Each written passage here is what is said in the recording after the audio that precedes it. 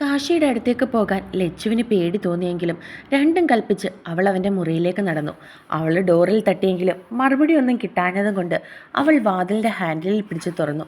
അവൾ അകത്തേക്ക് കയറിയതും കാശി ബാത്റൂമിൽ നിന്നും ഇറങ്ങി വന്നതും ഒന്നിച്ചായിരുന്നു. കാശിയെ കണ്ട ലച്ചു ഒരു നിമിഷം കണ്ണ് തള്ളി നോക്കി.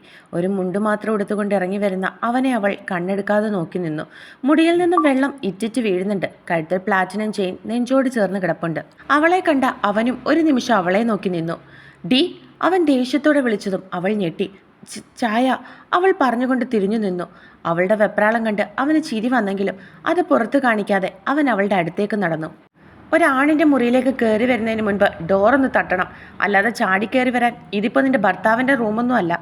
അവൻ അവളെ നോക്കി പറഞ്ഞതും അവൾ അവൻ്റെ മുഖത്തേക്ക് നോക്കി. അവളുടെ കണ്ണുകൾ നിറഞ്ഞു വന്നു. എന്തു പറഞ്ഞാലും നിന്ന് മോങ്ങിക്കോണം, അവൻ ദേഷ്യത്തോടെ പറഞ്ഞു. ഞാൻ ഞാൻ തട്ടിയായിരുന്നു, അനക്കമില്ലാത്തതുകൊണ്ടാണ് കയറി വന്നത്.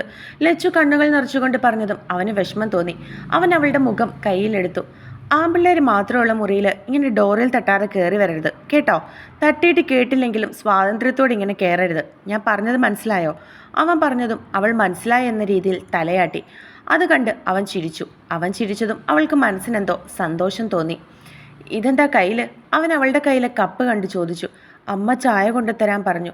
അവൾ അവനെ നോക്കിക്കൊണ്ട് പറഞ്ഞതും അവൻ അവളുടെ കയ്യിൽ നിന്നും കപ്പ് വാങ്ങി ചുണ്ടിലേക്ക് വെച്ചു. കാശിയേട്ടാ, അവൾ വിളിച്ചതും അവൻ എന്താണെന്നുള്ള രീതിയിൽ പുരുകം പൊക്കി. അത് അതെന്നോട് ദേഷ്യമുണ്ടോ? എന്തിന്? ഞാൻ അത് നേരത്തെ അങ്ങനൊക്കെ. ഏയ്, എനിക്കതിന് ദേഷ്യമൊന്നുമില്ല നിന്നോട്. ഏത് പെണ്ണും ചെയ്യുന്നത് മാത്രമേ നീയും ചെയ്തിട്ടുള്ളൂ.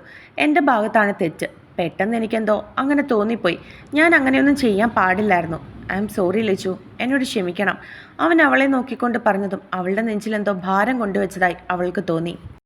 കാശിയേട്ടാ, സാരമില്ലടി, എനിക്ക് മനസ്സിലാകും. അവളെ പറയാൻ അനുവദിക്കാതെ അവൻ പറഞ്ഞു. അവൻ പറഞ്ഞത് കേട്ടതും അവൾ കണ്ണുകൾ നിറച്ചുകൊണ്ട് ആ റൂമിൽ നിന്നും ഇറങ്ങി. അവൾ ഇറങ്ങിയതും അവൻ്റെ ചുണ്ടിൽ പുഞ്ചിരി വിരിഞ്ഞു. ലച്ചു, നീ തന്നെ എൻ്റെ അടുത്ത് വന്ന് എന്നോട് ഇഷ്ടമാണെന്ന് പറയും. ഇല്ലെങ്കിൽ ഞാൻ പറയിപ്പിക്കും. നിന്റെ കണ്ണുകളിൽ നിന്നും എനിക്കറിയാം ഞാൻ നിനക്ക് ആരാണെന്ന്. പക്ഷേ അത് നീ മനസ്സിലാക്കുന്നില്ല. സാരമില്ല, ഇനി അങ്ങോട്ടുള്ള ദിവസങ്ങളിൽ ഞാൻ മനസ്സിലാക്കിച്ചു തരാം, അവൻ മനസ്സിൽ പറഞ്ഞുകൊണ്ട് ചിരിച്ചു. കാശിയുടെ അടുത്തു നിന്ന് പോയ ലച്ചു മുറിയിൽ വന്ന് കട്ടിലിലേക്കിരുന്നു. അവൻ പറഞ്ഞ ഓരോ വാക്കുകളും അവളുടെ മനസ്സിൽ കൂടി കടന്നുപോയി. അവൾ അവന് അന്യയായി പോയതുപോലെ അവൾക്ക് തോന്നി. അവൾ കട്ടിലിലേക്ക് കിടന്നുകൊണ്ട് കരഞ്ഞു. തുളസി അവരെ രണ്ടുപേരെയും ആഹാരം കഴിക്കാൻ വിളിക്കാൻ വന്നെങ്കിലും ലച്ചു അവൾക്ക് വേണ്ട, വിശപ്പില്ല എന്ന് പറഞ്ഞു ഒഴിഞ്ഞു. കാശി താഴേക്ക് ഇറങ്ങി വന്നപ്പോൾ തുളസിയും വേണുവും മാത്രമേ ഉണ്ടായിരുന്നുള്ളൂ. ലച്ചു എവിടെ ആൻറ്റി? അവൾ കഴിച്ചോ? കാശി സ്റ്റെപ്പ് ഇറങ്ങി വന്നുകൊണ്ട് ചോദിച്ചു. അവൾക്ക് വേണ്ടെന്ന് പറഞ്ഞു മോനെ, വിശപ്പില്ലെന്ന്. തുളസി അവനെ നോക്കിക്കൊണ്ട് പറഞ്ഞു. അങ്കിൾ എപ്പോൾ വന്നു? അവൻ വേണുവിനെ നോക്കി ചോദിച്ചു. കുറച്ചു നേരമായി മോനെ, ഒരു ഫ്രണ്ട് കാറിൽ കൊണ്ടാക്കി. അല്ലെങ്കിൽ ഈ മഴയത്ത് ഇപ്പോഴെങ്ങാനും വരാൻ പറ്റുമോ? അയാൾ ചിരിയോടെ പറഞ്ഞു. അവൾക്ക് എന്തേലും ഒന്ന് കഴിച്ചിട്ട് കിടന്നൂടെ, രാത്രിയിൽ വിശന്ന് കിടക്കാതെ? തുളസി ആരോടൊന്നില്ലാതെ പറഞ്ഞു. ആൻറ്റി, ഫുഡ് എടുത്തു വയ്ക്ക്, ഞാൻ പോയി വിളിച്ചിട്ട് വരാം. കാശി അതും പറഞ്ഞ് മുകളിലേക്ക് കയറിപ്പോയി. കാശി മുറിയിൽ ചെന്നപ്പോൾ ലച്ചു ഡോറ് ലോക്ക് ചെയ്തേക്കുമായിരുന്നു. അവൻ കതകിന് മുട്ടിയതും അവൾ വന്ന് കതക് തുറന്നു. എനിക്ക് വേണ്ട നമ്മയോട് പറഞ്ഞതല്ലേ? തുളസിയാണെന്ന് കരുതി അവൾ ഡോറ് തുറന്ന പാടെ പറഞ്ഞതും മുൻപിൽ കാശിയാണ് കണ്ടത്. അവൾ അവനെ ഒന്ന് നോക്കിക്കൊണ്ട് തിരിഞ്ഞു നിന്നു. അവളുടെ മുഖം കണ്ടപ്പോൾ തന്നെ അവൾ കരയുവാണെന്ന് അവന് മനസ്സിലായി. ഡീ വാ, കഴിക്കാം, അവൻ അവളെ നോക്കി പറഞ്ഞു. എനിക്ക് വിശപ്പില്ല, വേണ്ട, അവൾ തിരിഞ്ഞു നിന്നുകൊണ്ട് പറഞ്ഞു. അതെന്താ നിനക്ക് വിശപ്പില്ലാത്തത്? അവൻ അവളുടെ മുൻപിൽ കയറി നിന്നുകൊണ്ട് ചോദിച്ചു. എനിക്ക് വേണ്ട, അത്ര തന്നെ, അവൾ താഴേക്ക് നോക്കിക്കൊണ്ട് പറഞ്ഞു. ലച്ചു, മര്യാദയ്ക്ക് ഞാൻ വിളിക്കുക, അങ്കിള് വന്നിട്ടുണ്ട്, വാ ഫുഡ് കഴിക്കാം. നിന്നെ നോക്കിയിരിക്കുമോ അങ്കിളും ആൻറ്റിയും? അവൻ അവളെ നോക്കിക്കൊണ്ട് പറഞ്ഞു. എനിക്ക് വേണ്ടെന്ന് പറഞ്ഞില്ലേ?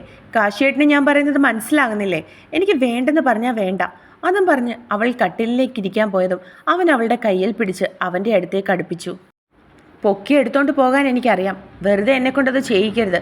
മര്യാദയ്ക്കാണേ ഞാനും മര്യാദയ്ക്കാ, അതല്ല ചുമ്മാ വാശി കാണിക്കാനാണെങ്കിൽ അതിനപ്പുറം വാശി കാണിക്കാൻ എനിക്കും അറിയാം. അവൻ കുറച്ച് ദേഷ്യത്തോടെ പറഞ്ഞു. എനിക്ക് വിശപ്പില്ലാത്തോണ്ടാ. അവൾ കണ്ണുകൾ നിറച്ച് അവനെ നോക്കി പറഞ്ഞു. അത് സാരമില്ല, വാ കുറച്ച് കഴിച്ചാൽ മതി. അവൻ അവളുടെ കയ്യിൽ പിടിച്ചുകൊണ്ട് പറഞ്ഞതും അവൾ ഒന്നും പറയാതെ അവൻ്റെ ഒപ്പം നടന്നു. ലച്ചുവിൻ്റെ കൈ പിടിച്ച് നടന്നു വരുന്ന കാശിയെ കണ്ടതും വേണുവും തുളസിയും പരസ്പരം നോക്കി ചിരിച്ചു. അപ്പോൾ വിളിക്കേണ്ടവർ വിളിച്ചാൽ എൻ്റെ മോക്ക് വരാൻ അറിയാം.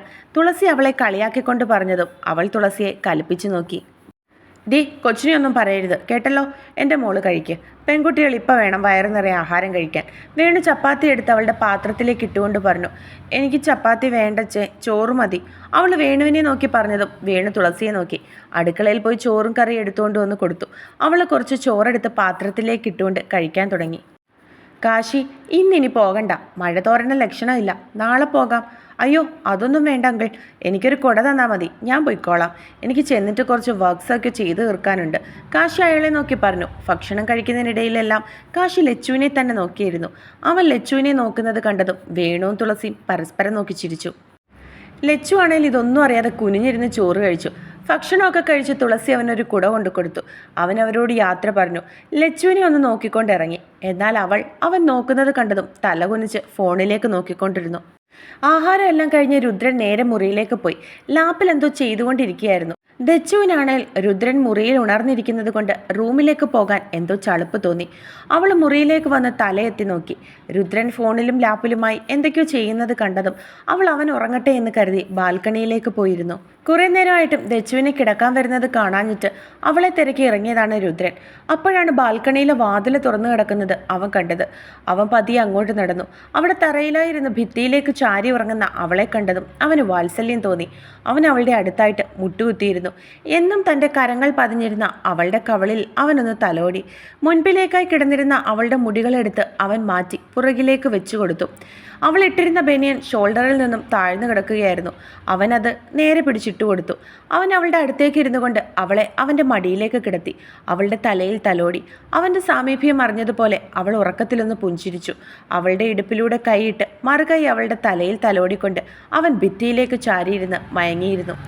മരങ്ങളും ഔഷധ സസ്യങ്ങളും കൂടി നിൽക്കുന്ന ഒരു സർപ്പക്കാവ്. അവിടെ ചുറ്റിനും പാലപ്പൂ വിടർന്നു കിടപ്പുണ്ട്. 18 പ്രായമുള്ള ഒരു പെൺകുട്ടി. ഒരു ചുവന്ന കളർ പട്ടുപാവാടയാണ് അവളുടെ വേഷം. അരയ്ക്ക് താഴോട്ട് കിടക്കുന്ന കട്ടിയുള്ള കറുത്ത മുടി കുളിപ്പിന്നൽ കെട്ടിയിട്ടിരിക്കുകയാണ്. നെറ്റിയിൽ മഞ്ഞയും വെള്ളയും ചേർന്ന ചന്ദനവും അതിന് താഴെ ചുവന്ന കുഞ്ഞൊരു പൊട്ടു ഇട്ടിട്ടുണ്ട്. കൈകളിൽ 2 ചുവന്ന കുപ്പിവളകൾ ഇട്ടിട്ടുണ്ട്. കഴുത്തിലൊരു സ്വർണ്ണ മാല കിടപ്പുണ്ട്. മൂക്കിൽ കുഞ്ഞു പൊട്ടുപോലൊരു വെള്ളക്കല്ലിൻ്റെ മൂക്കുത്തി തിളങ്ങി നിൽപ്പുണ്ട്. അവൾ സർപ്പക്കാവിൽ തൊഴുതുകൊണ്ട് നിൽക്കുകയാണ്. ശിവ, അവളുടെ കാതിൽ ആരോ അരുമയായി വിളിച്ചതും അവൾ കണ്ണുകൾ തുറന്നു നോക്കി. 24 വയസ്സിനോടടുത്ത ഒരു ചെറുപ്പക്കാരൻ. വെള്ളമുണ്ടും ചുവന്ന കളർ ഷർട്ടുമാണ് അവൻ്റെ വേഷം. കട്ടിക്ക് വളർത്തിയിരിക്കുന്ന മീശ, നീളത്തിനനുസരിച്ചുള്ള വണ്ണം.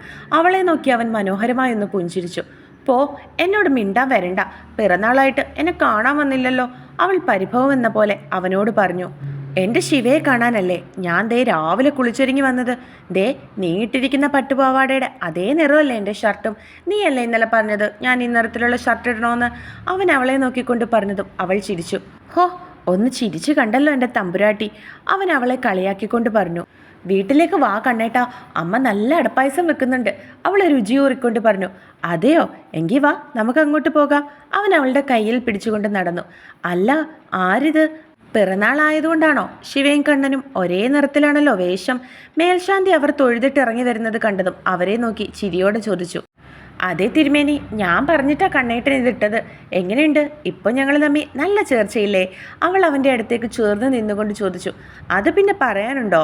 കല്യാണം വരെ ഉറപ്പിച്ചു വെച്ചേക്കുമല്ലേ. നിങ്ങൾ എങ്ങനെയാ ചേരാതിരിക്കുന്നേ? മോൾ അമ്പലത്തിൽ കയറി തൊഴുതോ? തിരുമേനി അവളോട് ചോദിച്ചു. ഊവ് തിരുമേനി, ഞാൻ തൊഴുതു. എന്നിട്ടാ കാവിലേക്ക് പോയത്. കണ്ണേട്ടൻ തൊഴുതോ? അവൾ അവൻ്റെ കയ്യിൽ പിടിച്ച് ചോദിച്ചു. കണ്ണൻ തൊഴുതു മോളെ. തിരുമേനി അവളെ നോക്കി പറഞ്ഞു. എങ്കിൽ ഞങ്ങൾ പോട്ടെ തിരുമേനി, നാളെ രാവിലെ വരാവേ. പോയിട്ട് വാ. അടുത്ത 7 ജന്മവും ഇവൻ തന്നെ നിന്റെ പാതിയാകും. സന്തോഷമായിട്ടിരിക്കെ. തിരുമേനി അവളെ നോക്കി പറഞ്ഞു. അവൾ ചിരിച്ചുകൊണ്ട് അവൻ്റെ കയ്യിൽ പിടിച്ചു നടന്നു. ദേവിയെ, അനർത്ഥങ്ങളൊന്നും ഉണ്ടാകാതെ അവളെ അവന് കൊടുത്തേക്കണേ. തിരുമേനി മുകളിലേക്ക് നോക്കിക്കൊണ്ട് പറഞ്ഞതും അമ്പലത്തിൽ മണികൾ കാറ്റിൽ മുഴങ്ങി. കണ്ണേട്ടൻ എനിക്ക് എന്താ സമ്മാനം കൊണ്ടുവന്നത്? അവൾ അവനെ നോക്കി ചോദിച്ചു. അവൻ കയ്യിലിരുന്ന ഒരു പൊതിയെടുത്ത് അവൾക്ക് നേരെ നീട്ടി. അവളത് ആകാംക്ഷയോടെ തുറന്നു നോക്കി. ഒരു ഗ്രീൻ കളർ ധാവണിയായിരുന്നു അത്. ഇഷ്ടപ്പെട്ടോ? ഒരുപാട്. ഇതിനൊരുപാട് പണമായി കാണില്ലേ കണ്ണേട്ടാ? അതൊന്നും സാരമില്ല, എൻ്റെ ശിവയ്ക്ക് വേണ്ടിയല്ലേ. അവൻ പറഞ്ഞതും അവൾ അവൻ്റെ കവളിൽ ഉമ്മ വെച്ചു. എൻ്റെ ശിവ ഇന്ന് എന്താ പ്രാർത്ഥിച്ചത്? സ്ഥിരം പ്രാർത്ഥന തന്നെയാണോ? അവൻ അവളെ നോക്കി ചോദിച്ചു. എനിക്കതല്ലാതെ എന്താ കണ്ണേട്ടാ പ്രാർത്ഥിക്കാനുള്ളത്? അവളും ചിരിയോടെ അവനോട് മറുപടി പറഞ്ഞു. എന്നാലും അച്ഛനെയും അമ്മയും കാത്തോളണേ എന്നൊക്കെ, അതൊക്കെയല്ലേ എല്ലാവരും പ്രാർത്ഥിക്കുന്നത്? അവൻ ചിരിച്ചുകൊണ്ട് ചോദിച്ചു. ഉം. ഞാൻ അച്ഛനും അമ്മയ്ക്കും വേണ്ടിയൊക്കെ പ്രാർത്ഥിക്കാറുണ്ട് കണ്ണേട്ടാ. പക്ഷെ കൂടുതലും ഞാൻ പ്രാർത്ഥിക്കുന്നത് എനിക്ക് കണ്ണേട്ടൻ്റെ ശിവയായി കണ്ണേട്ടൻ്റെ പേര് കൊത്തിയ താലി ഈ കഴുത്തിലിട്ടുകൊണ്ട് ഈ ജന്മത്തിലും പിന്നെ അടുത്ത 7 ജന്മത്തിലും കണ്ണേട്ടൻ ജനിക്കുമ്പോൾ ഞാനും ജനിച്ച് കണ്ണേട്ടൻ്റെ പാതിയായി എനിക്ക് ആ ജന്മങ്ങളിലും ജീവിക്കാൻ പറ്റണേന്നാണ്. അവൾ കണ്ണുകൾ നിറച്ചുകൊണ്ട് പറഞ്ഞു. അയ്യേ, അതിനെന്തിനാ എൻ്റെ പെണ്ണ് കരയുന്നത്? ഞാൻ തന്നെ നിൻ്റെ കഴുത്തിൽ താലി കെട്ടുള്ളൂ, അല്ലെങ്കിൽ ഞാൻ മരിച്ചെന്ന് കൂട്ടിക്കോ. അവൻ അവളുടെ കണ്ണുനീർ തുടച്ചുകൊണ്ട് പറഞ്ഞു. കണ്ണേട്ടൻ മരിച്ചാൽ ഞാനും വരും. എന്നിട്ട് അടുത്ത ജന്മത്തിൽ നമുക്കൊന്നിച്ച് ജീവിക്കാം. ഈ ജന്മത്തിൽ കണ്ണേട്ടനല്ലാതെ എൻ്റെ ജീവിതത്തിൽ ആരും ഉണ്ടാകില്ല. അവൾ അവൻ്റെ നെഞ്ചിലേക്ക് തലവെച്ചുകൊണ്ട് പറഞ്ഞതും അവൻ അവളെ ഒന്നുകൂടി തന്നിലേക്ക് ചേർത്ത് പിടിച്ചു. ശിവ, അവൻ വിളിച്ചുകൊണ്ട് തളർന്നു വീണതും അവൾ സ്വപ്നത്തിൽ നിന്നും ചാടി എഴുന്നേറ്റു. കണ്ണേട്ടാ, അവൾ ചാടി എഴുന്നേറ്റുകൊണ്ട് കട്ടിലിൽ കുറച്ചു നേരം ഇരുന്നു. അതിനുശേഷം ജഗ്ഗിൽ നിന്നും വെള്ളം പരവേശത്തോടെ കുടിച്ചു. കണ്ണേട്ടൻ, എൻ്റെ കണ്ണേട്ടന് എന്തോ സംഭവിച്ചിട്ടുണ്ട്. അതാ ഞാൻ സ്വപ്നം കണ്ടത്. അവൾ സ്വയം പറഞ്ഞതും ആരോ കതകിന് മുട്ടുന്നത് കേട്ട് അവൾ വാതിൽ തുറന്നു. എന്തു പറ്റി മോളെ? അമ്മേ, കണ്ണേട്ടനെ ആരൊക്കെയോ ചേർന്ന് എന്തോ ചെയ്തു അമ്മേ. എൻ്റെ പേര് വിളിച്ചുകൊണ്ട് കണ്ണേട്ടൻ തളർന്നു വീണു വെച്ചേ. അവൾ അച്ഛനോടും അമ്മയോടും പറഞ്ഞു കരഞ്ഞു. അത് മോളെന്തേലും സ്വപ്നം കണ്ടതായിരിക്കും, അങ്ങനെയൊന്നും ഉണ്ടാകില്ല. അവർ അവളെ ആശ്വസിപ്പിച്ചു. അല്ല, എന്തോ ഉണ്ടച്ചേ, എനിക്ക് പേടിയാകുന്നു. അവൾ പറഞ്ഞുകൊണ്ട് അവളുടെ നെഞ്ചിൽ വീണ് കരഞ്ഞു. പെട്ടെന്ന് പുറത്തുനിന്നും ആരോ വിളിക്കുന്നത് കേട്ടതും അവർ ചെന്ന് വാതിൽ തുറന്നു. അങ്ങുന്നേ, കണ്ണൻ മോൻ അവിടെ. അയാൾ വെപ്രാളപ്പെട്ടുകൊണ്ട് പറഞ്ഞു. എന്താ കണ്ണൻ, എന്താ പറ്റിയ ബാല?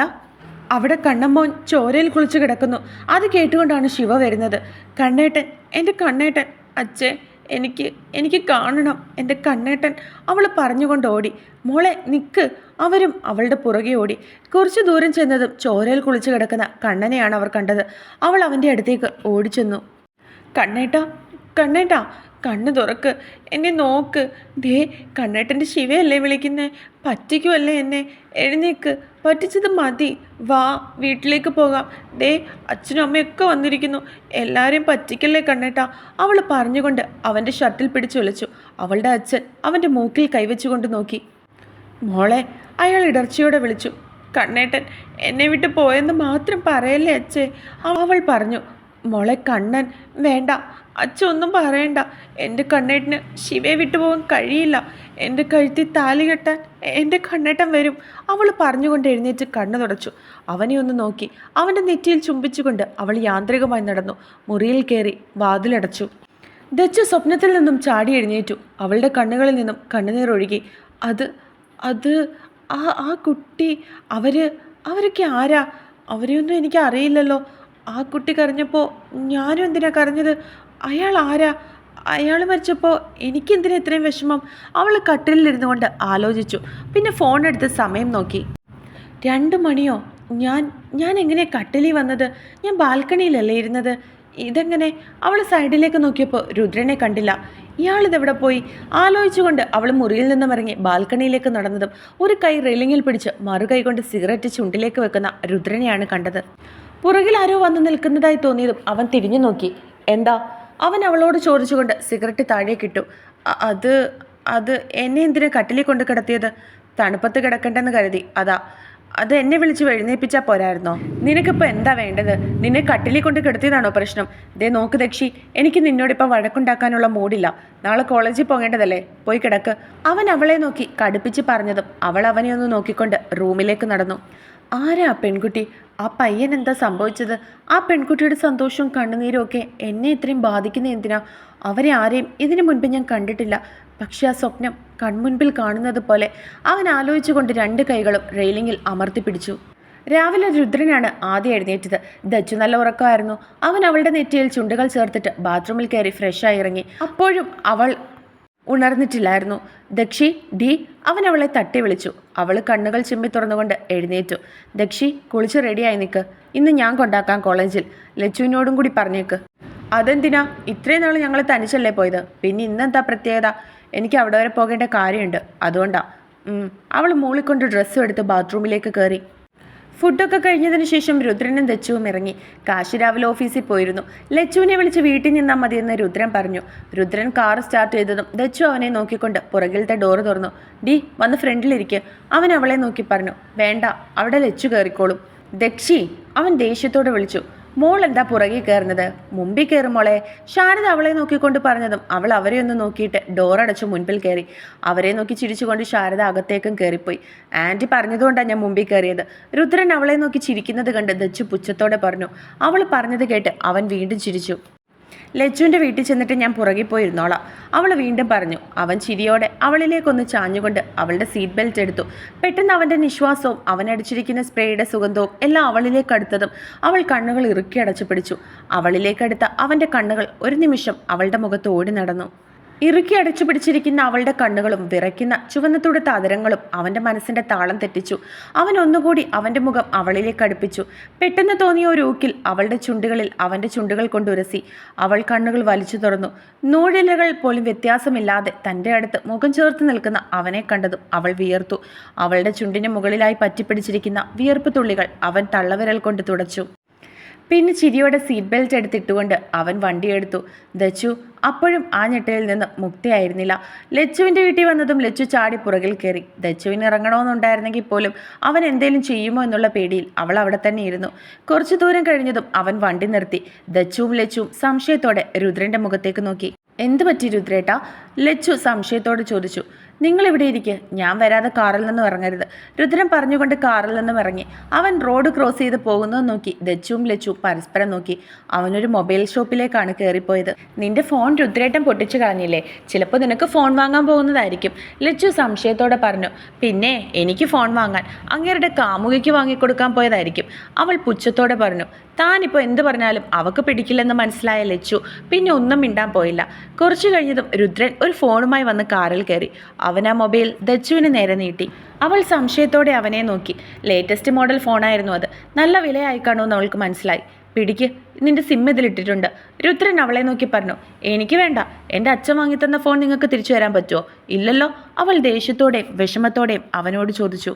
ഐ ആം സോറി, അന്ന് ദേഷ്യം വന്നപ്പോൾ പറ്റിപ്പോയതാ, പൊട്ടിപ്പോയതിനി ഒന്നും ചെയ്യാൻ പറ്റില്ലല്ലോ, രുദ്രൻ അവളെ നോക്കിക്കൊണ്ട് പറഞ്ഞു. പൊട്ടിച്ചു കളയാൻ എല്ലാവർക്കും എളുപ്പമാണ്, കൂട്ടിച്ചേർക്കാനാ പാട്, അവൾ അവനെ നോക്കിയും പറഞ്ഞു. അവൻ അവളുടെ മടിയിലിരുന്ന ബാഗ് എടുത്ത് അതിൽ ഫോൺ വെച്ചു കൊടുത്തു. അവളെ ഒന്ന് നോക്കിയ ശേഷം അവൻ ഒന്നും മിണ്ടാതെ വണ്ടിയെടുത്തു. ഡി, യൂണിഫോം വാങ്ങാൻ പൈസ എടുത്തോ? ലച്ചു അവർ രണ്ടുപേരും മിണ്ടാതിരിക്കുന്നത് കണ്ട് കാറിലിരുന്ന് ചോദിച്ചു. ലച്ചു ചോദിച്ചിട്ടും ദച്ചു വേറെന്തോ ലോകത്തായിരുന്നു. ദച്ചു ഡി, ഞാൻ ചോദിച്ചത് കേട്ടില്ലേ? ലച്ചു പുറകിലിരുന്ന് അവളെ തട്ടി വിളിച്ചു. എന്താ? നീ ഇതേത് ലോകത്താ? ഞാൻ ചോദിച്ചത് കേട്ടോ നീ? ഇല്ല, എന്താ? യൂണിഫോം വാങ്ങാൻ പൈസ എടുത്തോന്ന്? ഇല്ല, ഞാൻ മറന്നടി, നാളെ കൊടുക്കാം. രുദ്രേട്ടൻ്റെ കൈ കാണുമല്ലോ, നാളെ കൊടുക്കാമെന്ന് പറഞ്ഞില്ലേ? പിന്നെന്താ? ലച്ചു പറയുന്നത് കേട്ടത് ദച്ചു ദേഷ്യത്തോടെ പറഞ്ഞു. ഓ ശരി, നാളെ എങ്കിൽ നാളെ, ലച്ചു അവളെ ദേഷ്യം പിടിപ്പിക്കേണ്ടെന്ന് കരുതി പറഞ്ഞു. കുറച്ചു നിമിഷങ്ങൾക്കകം അവർ കോളേജിലെത്തിയിരുന്നു. ദച്ചു കാറിൽ നിന്നും ഇറങ്ങി. ദക്ഷി, രുദ്രൻ വിളിച്ചതും അവൾ തിരിഞ്ഞു നോക്കി. അവൻ കാറിൽ നിന്നും ഇറങ്ങി പോക്കറ്റിൽ നിന്നും പൈസ എടുത്ത് അവൾക്ക് നേരെ നീട്ടി. വേണ്ട, ഞാൻ നാളെ അമ്മയുടെ കയ്യിൽ നിന്ന് വാങ്ങിക്കോളാം, അതും പറഞ്ഞ് അവൾ തിരിഞ്ഞു നടന്നു. നീ ഇപ്പോൾ എൻ്റെ ഭാര്യയാണ്, നിന്റെ ആവശ്യങ്ങൾ നടത്തി തരേണ്ടത് നിന്റെ അമ്മയല്ല, ഞാനും എൻ്റെ വീട്ടുകാരുമാണ്, അതും പറഞ്ഞ് അവൻ ബലമായി അവളുടെ കയ്യിൽ പൈസ വെച്ച് കൊടുത്തുകൊണ്ട് കാറിൽ കയറി. അവൾ ആ പൈസയിലേക്കും അവനെയും സൂക്ഷിച്ചു നോക്കി.